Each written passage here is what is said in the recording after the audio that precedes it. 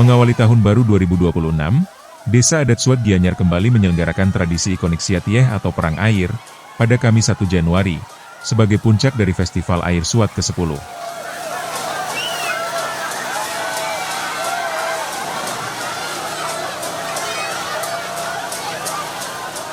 Ratusan keramat dan wisatawan antusias memadati area Catuspata Desa untuk mengikuti ritual pembersihan diri tersebut.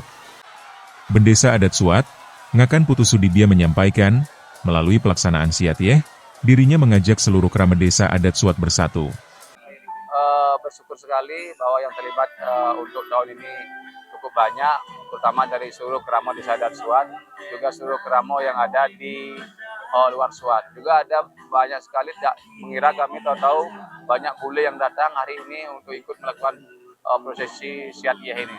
Tradisi Siatieh ini adalah merupakan sebuah prosesi untuk mengagungkan kemuliaan air, karena sejauh ini air masih menjadi masalah di bumi ini karena perilaku manusia yang mungkin terlalu mengeksploitasi alam sehingga air menjadi berkurang, bahkan juga air menjadi murka.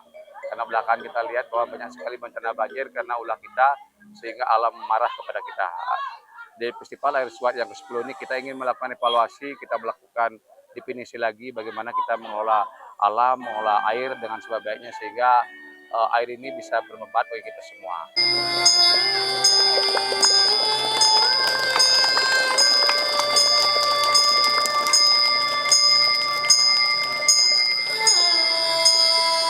Sebelum tradisi perang air dimulai, para pengunjung disuguhkan pementasan fragmen tari Kamandalu.